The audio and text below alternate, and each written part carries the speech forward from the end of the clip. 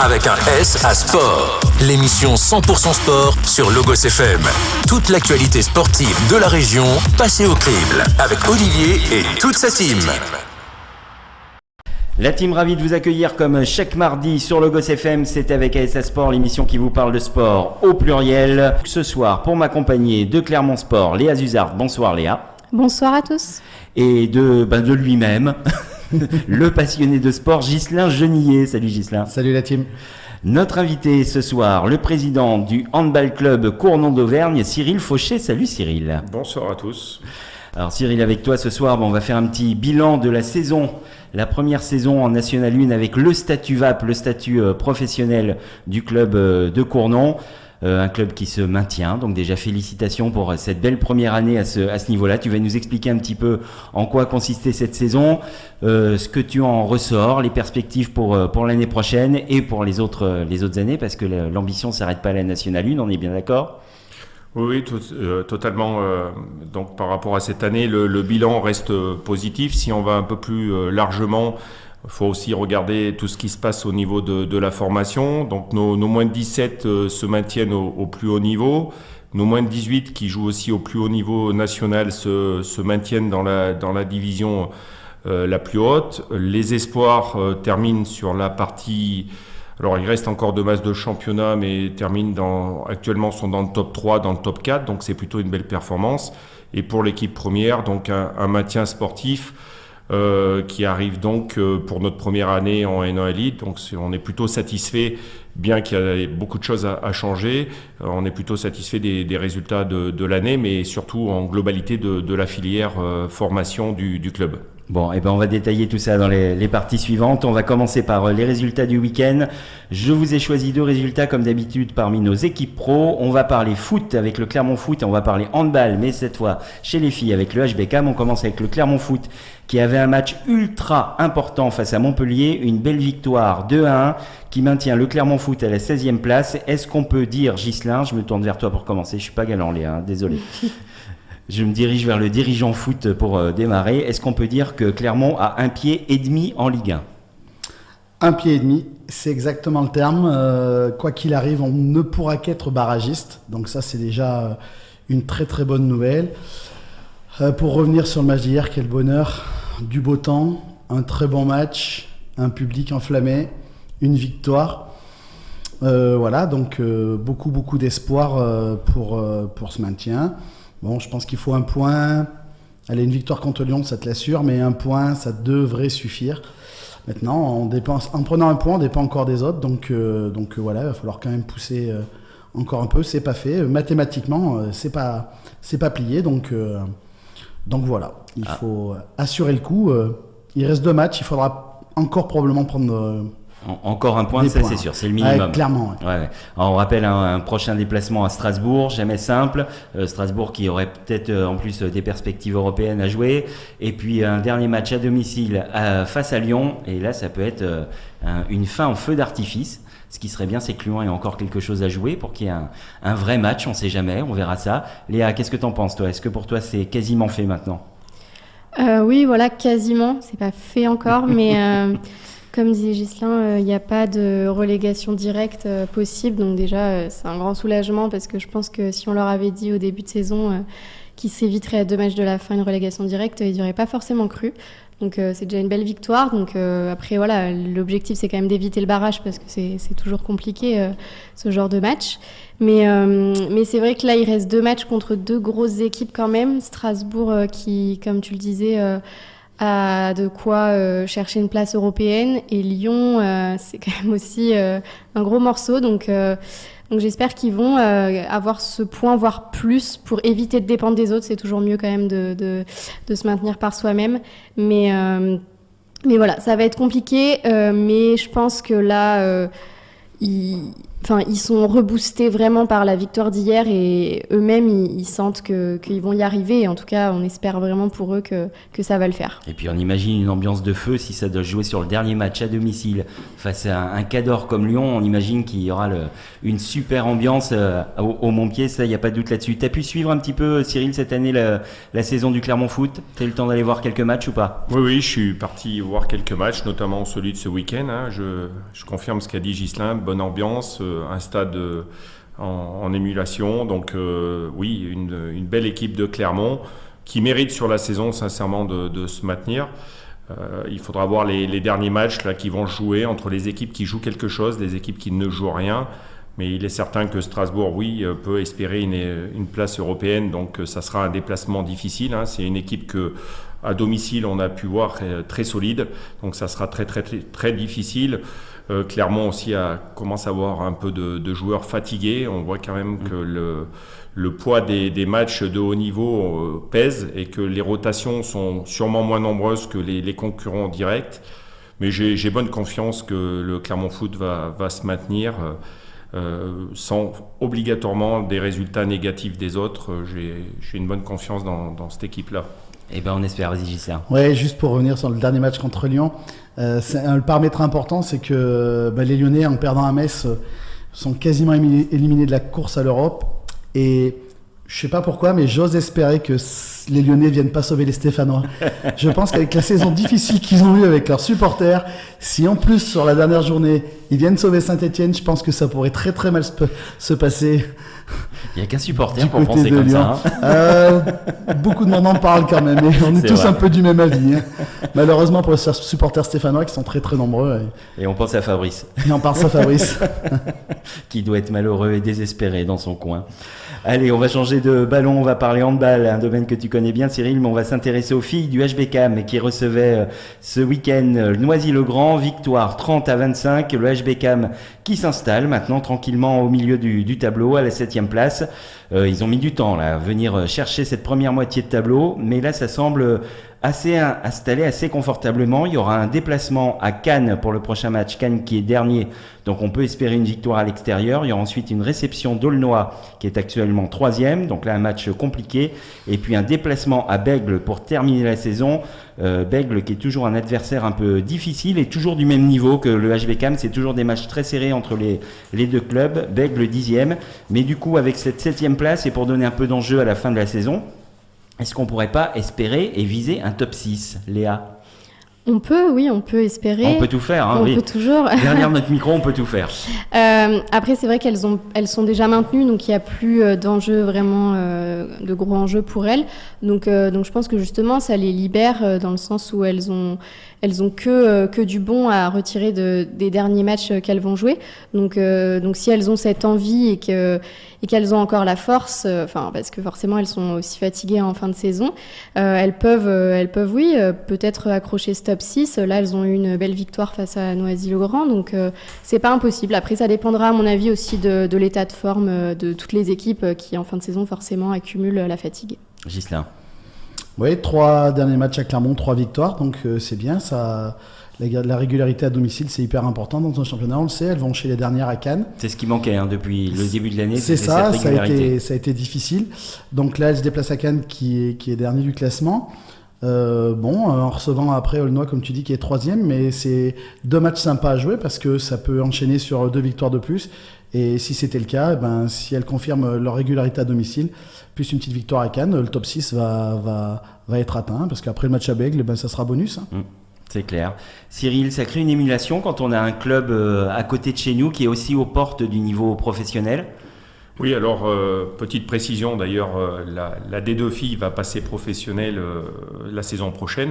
Bien évidemment, nous on est un club conventionné pour les filles avec le HBCAM, donc c'est un projet important. Je pense que le travail du club et des instances dirigeantes commence à payer, notamment l'arrivée de Florence, qui a apporté de la rigueur et une organisation qui se met en place, et bien évidemment les résultats suivent. Et je pense que je pense que l'année prochaine le club va encore franchir une marche. Donc c'est vraiment très intéressant en termes de développement, que ça soit structurel et sportif.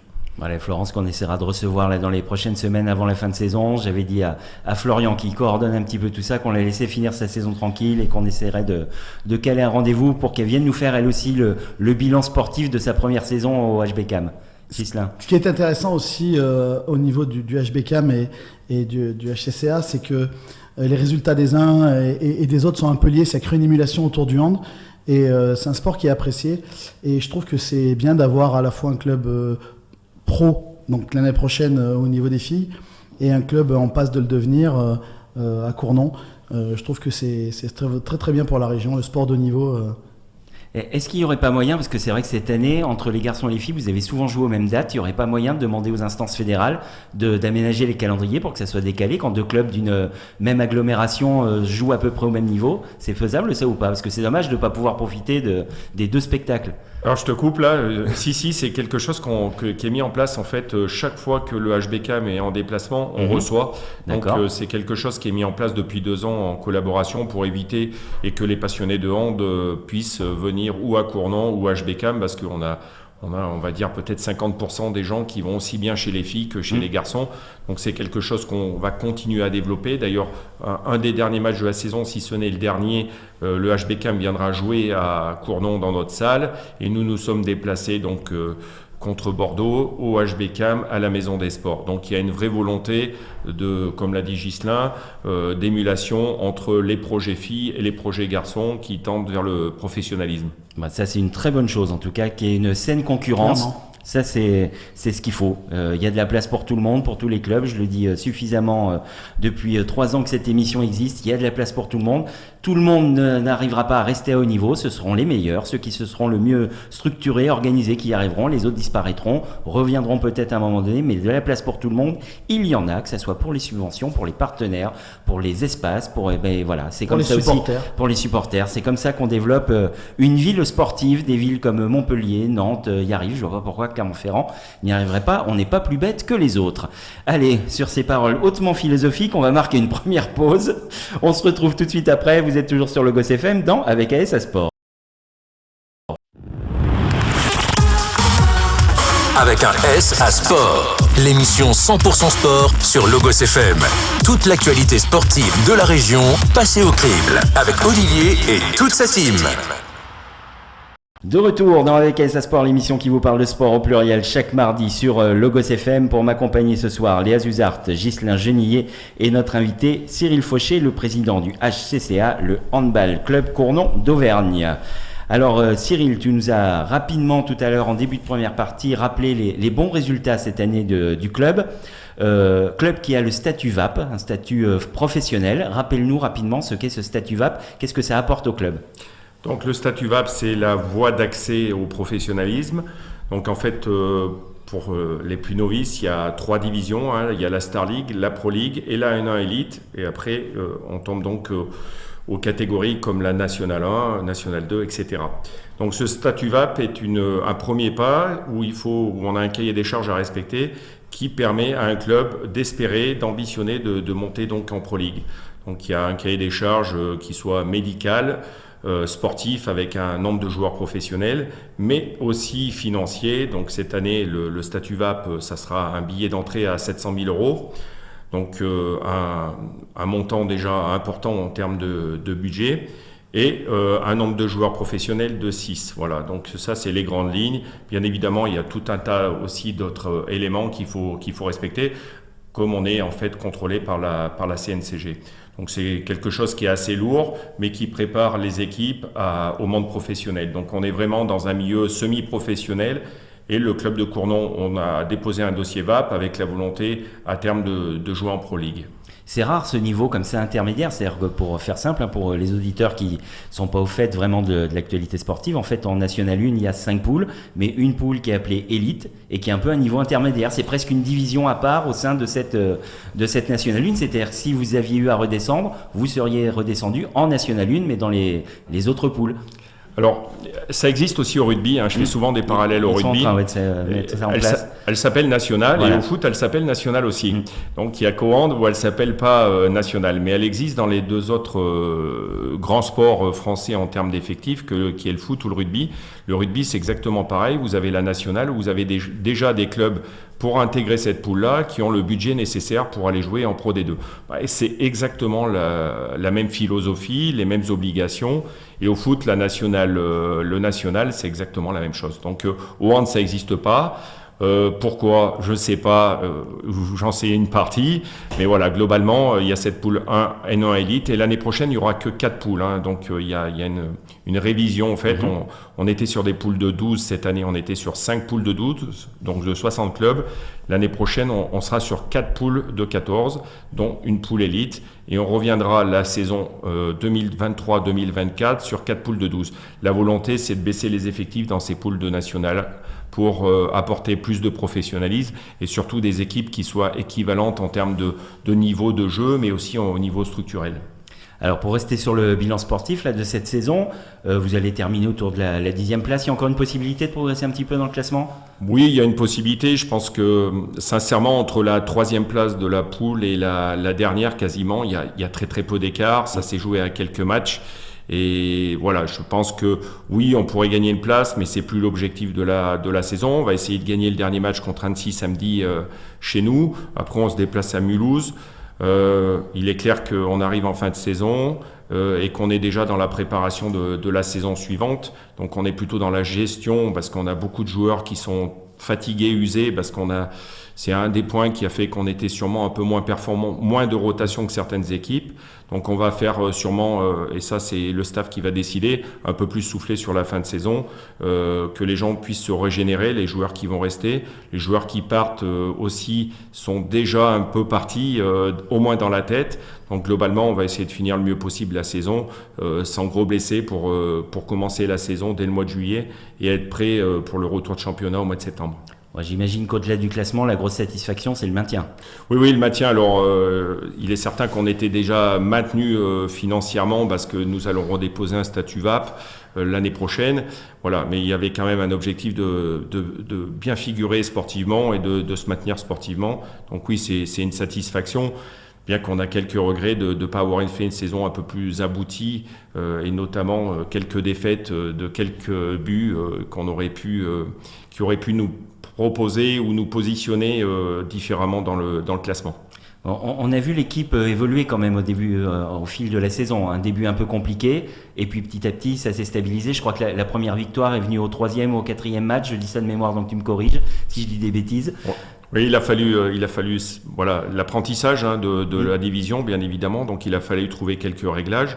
Donc la première victoire était à l'extérieur. On a bien plus performé à l'extérieur qu'à la maison. On a eu beaucoup de difficultés cette année à la maison face à des équipes qui étaient à notre niveau. Mais on a perdu beaucoup de matchs d'un but parce que clairement on manquait un peu d'expérience à ce niveau-là. Et dans la gestion du match, on n'a pas su bien gérer le money time contre des équipes à notre portée.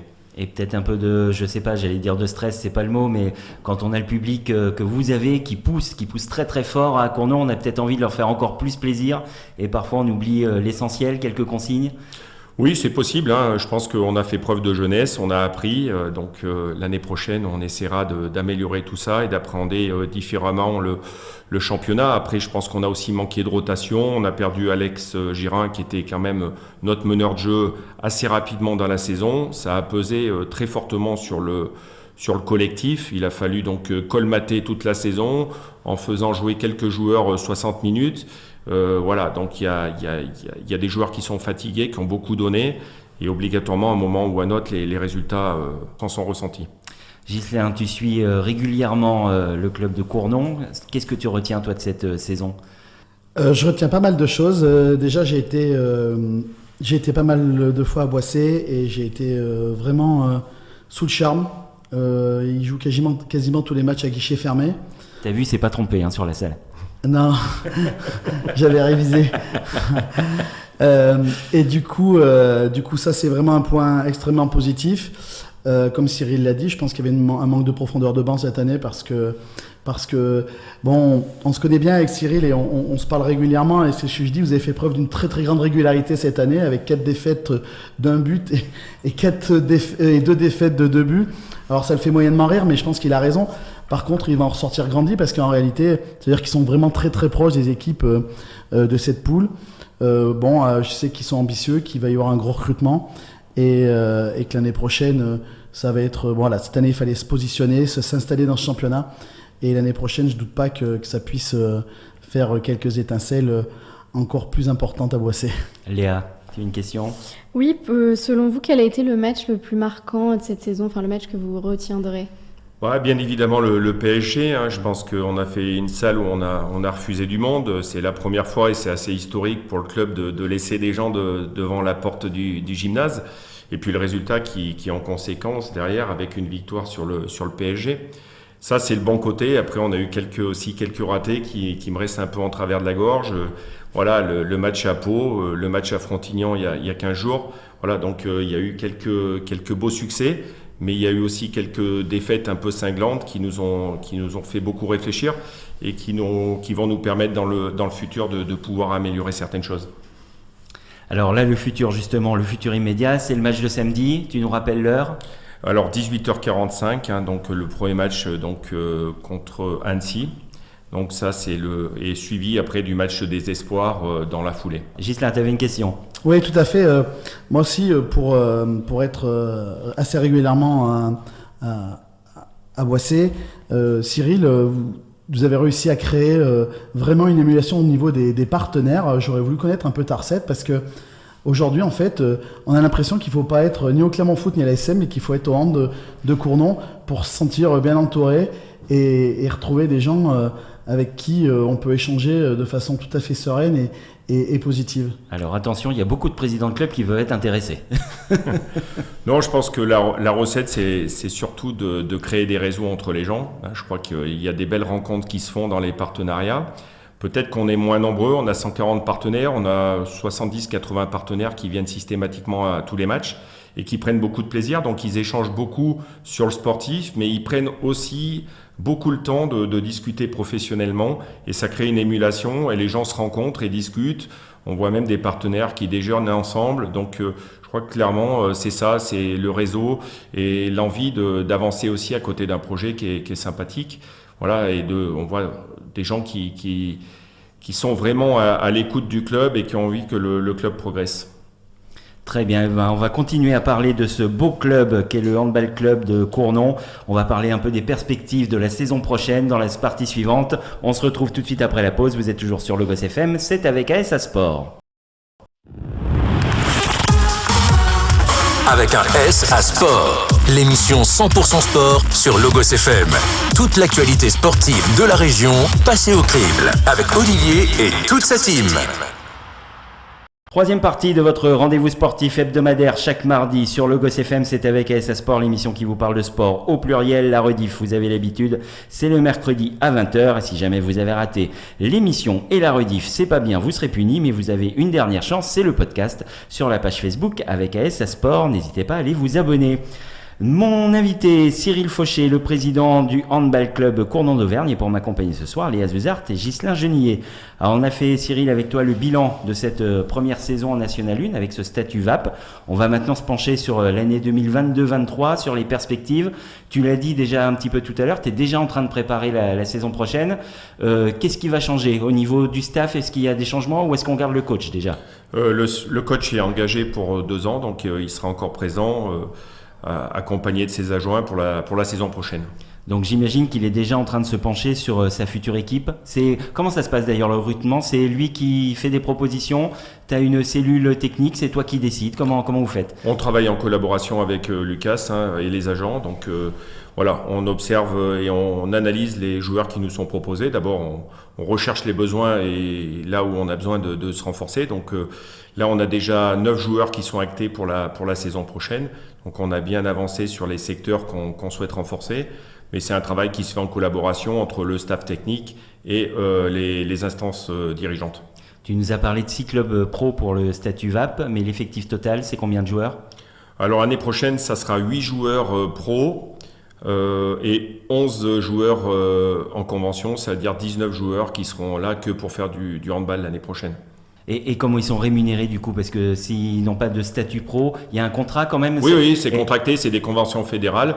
Donc c'est pas des contrats professionnels, mais c'est des conventions qui leur permettent de vivre et de se loger sur le bassin clermontois. J'imagine que vous les aidez ensuite à se loger. Comment ça marche exactement? Oui, c'est une organisation. Alors il y a des joueurs qui souhaitent se débrouiller par eux-mêmes et des joueurs qu'on s'occupe de loger. C'est combien de séances plusieurs séances par jour, par semaine? Comment ça se passe les entraînements? En moyenne, c'est 8 à 9 entraînements. Donc les entraînements tous les soirs, c'est certain. Puis en plus des entraînements donc musculation le matin et des spécifiques entre midi et 2 qui peuvent survenir pour les entraîneurs. Alors là, on était sur la partie sportive, la partie technique. Est-ce qu'il va y avoir d'autres évolutions pour l'année prochaine au sein du club? Alors il y a beaucoup d'évolutions. Alors, on n'a pas assez de temps peut-être pour en parler. Principalement, Ghislain a posé une question sur les partenariats, c'est la loge. Clairement, on a un bel outil, on a refait le sol, on a un clubhouse flambant neuf qui a été fait la saison dernière, et on avait un objectif, c'était pour développer le partenariat, de créer des loges. Donc on aura une loge qui va être créée pour que nos partenaires puissent regarder le match en même temps qu'ils échangent, ce qui n'est pas le cas aujourd'hui parce que la salle est accolée au gymnase et empêche les partenaires de pouvoir regarder le match en même temps qu'ils échangent. Et ils viennent plutôt en fin de match au clubhouse pour partager un moment convivial. Et c'est vrai que ce gymnase, c'est compliqué de pousser les murs parce qu'on pourrait imaginer des tribunes qui viennent entourer, mais là, c'est pas possible. Faudrait tout casser et tout refaire. Tout casser et tout refaire, je sais pas, mais je pense que refaire un gymnase, ça serait bien plus simple que de tout casser ou d'aménager, ça serait moins onéreux. C'est des belles installations en attendant à Cournon, que ce soit pour le hand, le foot, le rugby, des belles installations sportives là, qui sont concentrées sur ce secteur en face de la plaine des Jeux. Ghislain, toi justement, tu as parlé un petit peu des partenaires. Comment tu te sens dans ce club? Détaille-nous un petit peu ce que tu approchais tout à l'heure, parce que tu demandais la recette à Cyril, mais toi, qu'est-ce qui fait que tu t'es rapproché de ce club? Déjà Cyril. Pour commencer, le personnage est quelqu'un de très attachant et en fait c'est fait en toute simplicité. Les gens sont des gens qui lui ressemblent, qui sont simples. On boit un coup, on regarde un match. En fait, on se sent bien et c'est là qu'on arrive à créer des liens. Alors même au niveau professionnel, on se rend compte qu'on fait aussi venir, on en parle autour de nous, on fait aussi venir des gens avec qui on est proche. Et comme chacun des partenaires en gros fonctionne comme ça, on se retrouve avec des gens avec qui on passe un excellent moment et franchement quand on va voir un match de hand, il n'y a rien de mieux que d'être bien entouré. Tu nous as parlé d'un budget de 700 000, Cyril, pour le statut VAP. L'année prochaine, ce sera un budget de combien au niveau du club? Je pense qu'on devrait être proche des 850 000 euros. Donc cette année, on avait un budget autour de 650 000, donc on devrait faire 200 000 euros de plus, grâce notamment à l'arrivée de nouveaux partenaires privés et publics pour la saison prochaine. L'idée, c'est de se rapprocher des 1,1 million qui sont demandés pour la Pro League. Donc on le fait de façon, je dirais, par étage. Donc clairement, cette année, on a un budget de 650 000, l'année prochaine, donc 850 000, et on va essayer de continuer l'émulation pour encore additionner d'autres partenaires pour que le jour où on soit en position sportive de pouvoir monter, que derrière, on ait les moyens financiers de pouvoir évoluer correctement à ce niveau-là. La perspective sportive pour l'année prochaine, c'est quoi? C'est jouer le haut du tableau. Je crois qu'il faut être clair par rapport à ça. Les ambitions, ça va être de jouer le premier tiers du tableau, clairement. Et surtout aussi de continuer pour notre équipe espoir d'essayer d'accéder d'un niveau, jouer en National 3, de la faire monter en National 2. C'est important qu'il n'y ait pas trop d'écart entre l'équipe espoir et l'équipe première. Parce que dans l'équipe espoir, c'est que des joueurs de moins 21 ans. Et National 3, National 1, Elite, l'écart est trop important. Donc ça, c'est un objectif. Et on a de très belles générations de jeunes qui arrivent. Donc on espère en moins de 18 l'année prochaine jouer aussi les poules hautes et continuer en moins de 17 à jouer aussi les premiers rôles. C'est combien de joueurs formés au club au sein de l'équipe 1? Alors pour l'équipe 1, cette année on avait 3 joueurs qui étaient formés au club. L'année prochaine on a des jeunes qui vont nous rejoindre parce que l'objectif c'est aussi de voir si on a des joueurs qui peuvent évoluer au plus haut niveau. Donc on a Robin Borello, Mathieu Skalski et puis Pierre Bonnefoy qui intègre l'équipe première l'année prochaine, au moins dans les groupes d'entraînement. Donc c'est une vraie fierté pour nous de pouvoir voir certains de nos jeunes évoluer au plus haut niveau. Après on sait qu'on est sur un niveau semi-professionnel et que comme dans tous les sports, c'est très très difficile de sortir des très bons joueurs. Mais en tous les cas, on se donne la peine d'essayer de les mettre dans les meilleures conditions pour évoluer au plus haut niveau. La perspective pour la Pro League, c'est d'ici combien de temps? Une saison, 2 saisons, 3 saisons, un peu plus? Si elle se présente, on ne la refusera pas. Donc on va jouer, quoi qu'il arrive, les 2 prochaines saisons pour atteindre cet objectif-là. C'est une seule montée au niveau Pro League? Comment ça marche? Non, c'est 2 montées. 2 montées, mais obligation du statut VAP. Exactement. Donc on peut imaginer qu'un club qui finit premier n'a pas le statut VAP, il ne monte pas, c'est le premier qui aurait le statut VAP. Il est arrivé que le 4e et le 7e montent en N1 Elite, ce qui était assez exceptionnel. Cette année-là, il y avait 2 clubs qui avaient le statut VAP. L'année prochaine, on devrait être, je pense, sur une poule de 14, une dizaine de clubs avec le statut VAP, donc 10 prétendants à la montée en Pro League. Le niveau se renforce d'année en année dans ces divisions. Tu sens que les autres clubs travaillent et progressent aussi. Est-ce qu'on arrive, quand on arrive dans ce genre de division, à compenser un peu le retard qu'on a par rapport à d'autres qui sont là depuis plusieurs années? C'est difficile, clairement. Donc il faut travailler plus efficacement, mais il faut aussi savoir s'imprégner de ce que font les autres. Donc on a appris beaucoup cette année en termes de structuration et on va changer beaucoup de choses pour essayer d'améliorer les choses, que ça soit sportive mais extra-sportive aussi, pour progresser, les mettre dans les meilleures conditions. Après, je pense qu'on est en avance, nous, sur beaucoup de sujets, que ça soit médical, structurel. On a la chance d'avoir une mairie qui est très active derrière nous. Donc clairement, on n'a rien à envier aujourd'hui à des clubs de Pro League en termes de structure. Après, il faut atteindre le niveau sportif pour jouer au niveau au-dessus. Mais clairement, je pense qu'on a tous les ingrédients pour jouer à ce niveau-là. Ghislain. Accéder au plus haut niveau, on a vu qu'au niveau de la structure, il n'y aurait pas trop de soucis, enfin de la structure du club en tant que tel. On parlait du gymnase tout à l'heure, par contre, ça va être un vrai frein, ça, à l'évolution du club, parce que si vous arrivez à monter au plus haut niveau, 1000 personnes, c'est impossible. Vous faites déjà, vous êtes l'équivalent de la 3e division, vous faites déjà quasiment guichet fermé. Si demain vous évoluez en Pro League, comment ça va se passer? C'est un vrai sujet, c'est un sujet quand on commence à se poser la question. Voilà, donc on a quelques pistes, mais c'est un peu tôt pour les avancer, mais il est certain qu'il manque sur Clermont une belle salle, une salle de 2000-2500 personnes. Je crois que tout le monde est d'accord autour de cela. Une belle salle vers le Zénith serait très bien pour pouvoir accueillir le sport de salle de haut niveau. Donc c'est vrai que c'est une vraie problématique qui risque à un moment ou à un autre de se poser pour l'évolution du club. Voilà, on fait un petit appel à la CAM. On sait qu'il y en a parfois qui nous écoutent. Il manque une salle, effectivement, 2500-3000 places. C'est la taille pour Clermont-Ferrand. Moderne, où on puisse y faire du sport spectacle, parce que c'est aussi ce qui manque dans notre vieille maison des sports. C'est très compliqué de faire du spectacle autour de nos événements sportifs, et on aurait besoin d'un bel outil comme ça, que ce soit pour le hand chez les garçons, chez les filles, pour le volley, un outil qui serait utilisé par tous nos clubs qui évoluent au plus haut niveau. Il manque cet outil-là, et effectivement ça peut très vite devenir un frein à la progression de nos clubs, et ça serait bien dommage. Donc on espère que l'appel, puisqu'il est lancé, sera écouté. Allez, on va marquer une dernière pause. Merci beaucoup Cyril, tu restes avec nous pour la dernière partie de l'émission. On se retrouve tout de suite après. Vous êtes toujours sur Logos FM, c'est avec ASA Sport. Avec un S à Sport, l'émission 100% sport sur Logos FM. Toute l'actualité sportive de la région passée au crible avec Olivier et toute sa team. 4e et dernière partie d'Avec ASA Sport, partie même, ça sera beaucoup mieux que ce parti, on se partira mais après, à la fin de l'émission. 4e et dernière partie donc d'Avec ASA Sport, pour m'accompagner ce soir, Léa Zuzard, Ghislain Genillet et notre invité Cyril Fauché, le président du Handball Club Cournon d'Auvergne. Allez, c'est l'heure du coup de cœur, coup de gueule, et puis tout à l'heure le quiz entre Léa et Ghislain, tu pourras les aider. Cyril, tu pourras servir de joker sur la toute dernière question, s'ils ont besoin de toi, ils pourront faire appel à toi une fois chacun. Oui, mais moi je sais qui c'est qui va aider. On verra bien. Il aidera celui qui l'appellera. Allez, mon coup de cœur aujourd'hui, c'est presque plus qu'un coup de cœur, c'est un petit coup de nostalgie. C'est la fin de nos mousquetaires en tennis. On a eu il y a quelques semaines l'annonce de Tsonga qui nous a annoncé la fin de sa carrière après Roland Garros. On a eu il y a quelques jours Gilles Simon qui a annoncé aussi la fin de sa carrière à la fin de la saison.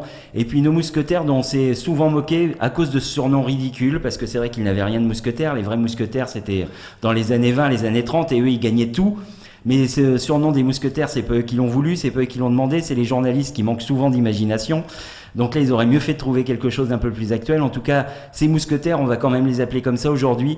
Malgré les quelques railleries, malgré quelques déceptions, ils ont quand même été tous les 4 à peu près dans la même période, dans ces 10-15 dernières années, dans les 10 meilleurs mondiaux. Et ça, c'est quand même quelque chose d'être dans les 10 meilleurs mondiaux de ta discipline. C'est pas rien, c'est quelque chose d'important. Ils nous ont ramené une Coupe Davis, ils nous ont ramené quelques tournois. Il n'y a pas eu de Grand Chelem, évidemment. On reste sur cette frustration. Mais c'est vrai que de les voir là, petit à petit, tous annoncer leur départ, leur retraite, moi ça me met un petit coup de blues. Je me vois vieillir et ça me plaît pas. Ça fait mal quelque part de les voir partir. On se dit bah merde, on les a vus démarrer, on les voit s'arrêter, donc on doit plus être tout jeune non plus finalement. Et puis surtout on voit pas de renouveau derrière, on voit pas de jeunes émerger. On a ce jeune espagnol Alcaraz, je crois, si j'écorche pas son nom, qui est en train de tout casser. Donc on voit une relève arriver au plus haut niveau, mais c'est vrai que chez nos Français, bah ça manque un petit peu, et moi ça me met un petit coup de blues. Ghislain. Oui, moi le mot frustration, il résume assez bien la situation. Il nous manque quand même ce joueur qui va nous ramener un grand chelem un jour. Et le problème, c'est qu'en les regardant, on se disait... En fait, on avait l'impression de connaître l'issue avant même que ça commence. C'est un peu ce sentiment que j'ai malheureusement, parce que oui, ils nous ont ramené une Coupe Davis, mais ouais, la frustration. Je suis très très frustré qu'il n'y en ait aucun d'entre eux qui ait pu passer le cap réellement pour nous ramener un Grand Chelem. Une seule finale sur les 4 d'un Grand Chelem, c'était Tsonga, il y a bien longtemps. Léa, ça t'évoque toi ces mousquetaires? Bah oui, c'est vrai que ils ont été beaucoup critiqués malheureusement, mais c'est vrai qu'on n'a pas eu autant de victoires qu'on aurait aimé, et il a manqué beaucoup. Enfin, même à Roland Garros, ça fait longtemps qu'on attend un Français.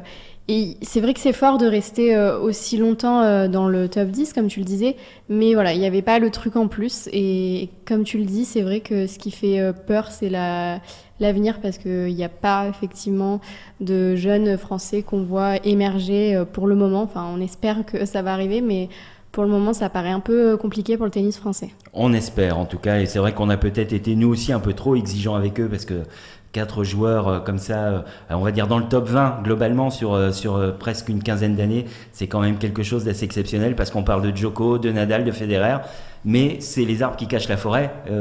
Où est le numéro 2 serbe, où est le numéro 2 espagnol, où est le numéro 2 suisse? Il y a eu Wawrinka à une époque, mais voilà, nous on en a eu 4 dans la même période à ce niveau-là. Je trouve que quand même c'est une belle carrière, et ils nous ont offert quand même quelques beaux plaisirs, même si on aurait forcément aimé plus.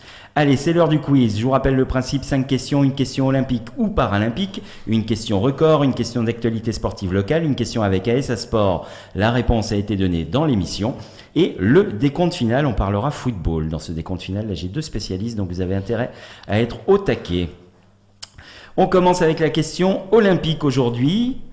Faudra me donner la réponse exacte. Le premier qui me la donnera aura le point. Je vais vous demander combien de sports vont être représentés aux Jeux de Paris 2024. 32. 32, c'est exactement ça, Ghislain. 32. Tu connaissais la réponse ou tu l'as dit au hasard? Pas du tout. Ah ouais. Donc joue au loto ce soir. Faut être honnête, pas du tout. Ok. Bon, ça va Léa? Pas trop stressé du coup? Ah non. C'est ça, 32 sports qui seront représentés, et de mémoire je ne l'avais pas noté, je crois que c'est 329 épreuves qui auront lieu pendant ces Jeux Olympiques. Question record, là vous répondrez à tour de rôle, vous me donnerez chacun une réponse, c'est le plus proche qui gagnera, c'est Léa qui commencera puisqu'elle est menée. Les Glasgow Rangers sont le club qui a remporté le plus de titres nationaux au monde. Combien de titres ont-ils gagné? Combien de fois est-ce qu'ils ont été champions d'Écosse, Léa? 30 fois? 30 fois, Ghislain. Bien plus. Combien?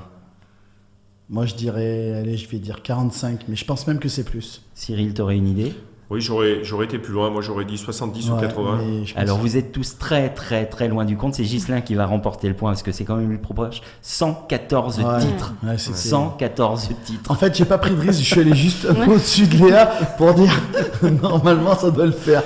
C'est 114. Voilà, sur un sport, je sais pas quand a été créée la Fédération d'Écosse, mais sans doute pas mais loin. En même temps, ils ont 8 équipes aussi. Ouais, c'est ça. Elle a dû être créée dans les fin du 19e siècle, 1870-80. Donc, en gros, sur 150 ans d'existence, ils ont quasiment gagné tous les ans. Puis les 40 autres, c'est les Celtics. Ouais, c'est ça. Voilà, mais c'est exactement ça en plus. C'est exactement ça. Question d'actualité sportive locale. On va parler rugby féminin. Je vais vous demander contre quelle équipe s'est imposée la Fédérale 1, pas l'élite 1, la Fédérale 1 de l'ASM Romagna. Contre qui est-ce qu'ils jouaient ce dimanche? Ça, c'est une question piège. Allez, on va dire Bordeaux. Il est énorme. Non, t'es intouchable. Je te promets, il faut que tu joues au loto ce soir. Sérieux? Oui, sérieux. Contre le Stade Bordelais, qui était leader de la poule. Non, franchement, fais quelque chose ce soir. Ou alors, je sais pas, appelle chez toi. Là, il y a un truc à faire. Il se passe quelque chose là. Madame Genillier, il est au studio jusqu'à 19h. Après, je le libère. Faut vite terminer. C'est énorme. Donc oui, c'était contre le Stade Bordelais, une belle victoire de la Fédérale 1, donc qui recevait le leader et qui s'est imposé sur le score très large de 18-17.